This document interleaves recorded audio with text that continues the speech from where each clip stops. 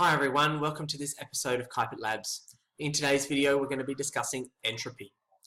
So we're going to start off by introducing what we mean by spontaneity.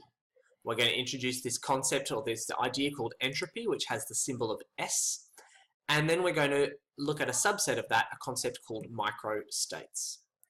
So what do we mean by spontaneity, or the idea of things being spontaneous?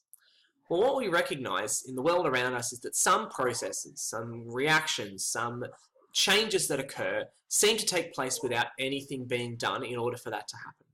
So we put an ice cube on the bench and it will melt. You let go of an inflated balloon and it will spontaneously, naturally have the tendency to deflate. But how does this actually happen? Why can we do this and yet not we get a balloon will inflate, or an ice or liquid water will spontaneously collect together to form an ice cube? Why is that the case? Well, so when we're looking at the role of energy in thermodynamics, that we say we can make predictions about why certain processes are spontaneous, or they are, what is their spontaneity? Now, when we're talking about spontaneous in this context, we're talking about having the potential or the tendency for something to occur. So just be careful here that just because a process is considered spontaneous in energy terms doesn't necessarily mean that it's going to happen at a rate that we're going to notice anything. So just keep that in mind. One example here, talking about this idea of graphite, a diamond turning into graphite is technically spontaneous at a standard temperature and pressure. But we all kind of can understand that that sort of a change is not going to happen in any time scale we would ever live to see. So while we may be defining things in energy in this way, we're not necessarily saying that these things all happen really quickly either, but just has the potential to occur. And so let's apply that to a chemical context. What we recognize is that at room temperature and pressure, kind of everyday conditions, that there are some processes that are spontaneous. So an ice cube melting to form liquid water. You put it on the bench, this will naturally happen. You don't have to do anything in order to force it or encourage it to occur. However, under the same conditions, there are some processes that are not spontaneous. So liquid water solidifying to form ice won't spontaneously happen under these conditions. But it then begs the question of saying, okay, well, under what conditions would this reaction, what conditions is this process spontaneous? If it's not room temperature and pressure, what could we do to make it spontaneous? And so that's the kind of question that chemists are really interested in, being able to actually consider what chemical reactions or physical processes will do, and then being able to decide what conditions that we can make them happen, and why. And so that brings us to a concept we call entropy. Now, previously we've looked at the concept of enthalpy, which has the symbol of H, as the energy content of a system. But what we recognize is that whether certain processes happen or not has more, there's more aspects or facets to it than just how's the energy content of the system changing. So we introduced this concept of entropy as a measure or a quantitative statement about how energy can be distributed or spread out in a system of molecules. So what we recognize is the overall energy content of the system, enthalpy, and the spread of the energy across the particles of that system, entropy, both have a role in whether things are spontaneous.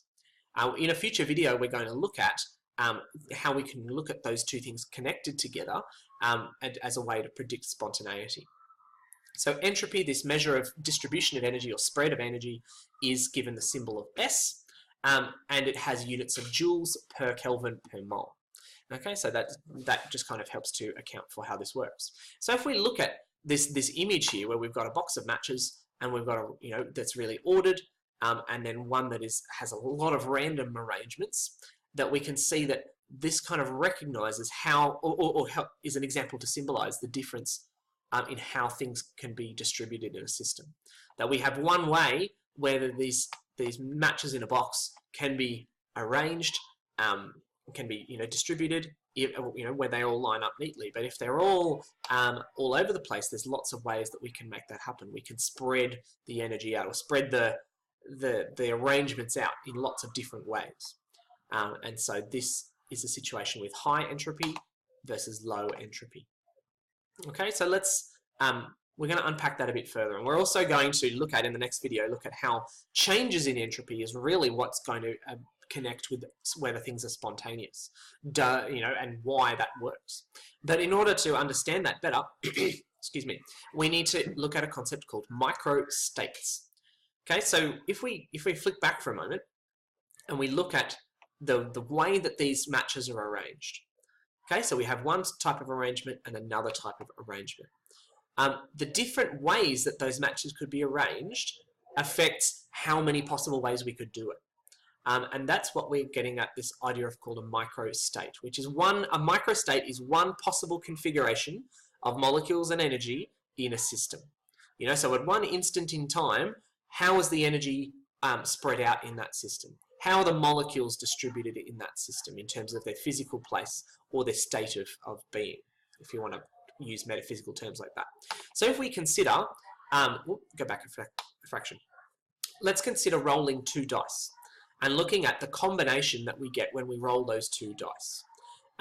So saying, okay, that if I roll the 2 dice, that there I can get, and add the numbers together, I can get 2. But there's only one way in which I can get 2. That is a 1 on each die. Now, if I get a 2 and a 1, then that makes 3. But there's 2 different ways that 2 different combinations that could lead me to a sum of 3. If I go 4 and 5 and 6 and 7, 8, 9, 10, all the way up to 12, the maximum sum, that there's a range of different arrangements that those dice could have, configurations they could have to give certain states of being, certain, when we add certain sums. Okay, and so each of these pairs of dice, or these combination numbers, is called a microstate. Okay, and then each possible overall configuration is called a macrostate.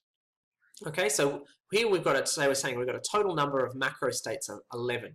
The different numbers that it could add up to being. Okay, but within each one that we have a number of different possible configurations that would lead to that overall picture. So we have 36 microstates, different combinations of those 2 numbers. Okay, so we can see that for a sum of 7, that there are 6 different microstates that could give us that outcome. So that's why if you're trying to, if you're doing a dice game and you're trying to work out, all right, well, what am I most likely to get? Think about something like Monopoly, for example. Moving 7 is going to be the most likely combination relative to all the other sums that you have. Whereas if you're trying to roll the 12, you've only got a pretty small chance by comparison. Okay, so each of these is a microstate. So the more, how this applies to a concept of entropy is that when there is more possible microstates coming from a more disordered arrangement, that's going to lead to higher entropy. Okay, so we have a 5 by 5, regular lattice arrangement that has, there's only a set number of microstates that could give. However, when we start to arrange things more randomly in a more disordered way, there's lots of possible configurations that could be in to meet that criteria. Likewise, a pile of bricks, that there are only certain arrangements where they're going to be stacked like this and lead to that. But if we have a more random pile, we have lots of possible microstates, which is higher entropy. So the number of possible microstates, which represents the way that things could be configured or spread in the system, relates to entropy. Alright, so to recap, we introduced what we call the concept of spontaneity, thinking about why certain processes have a tendency to occur and some don't, and that it connects back to this concept of entropy, or S, which talks about the distribution of energy in a system of molecules. The more spread out it is, the more entropy there is. And that the concept of microstates connects to that thinking about each microstate is a possible configuration of the molecules and energy in a system. When we have more possible ways that could be distributed, we have higher overall entropy.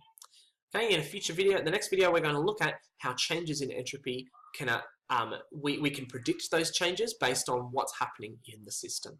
All right, thanks very much for watching. Bye for now.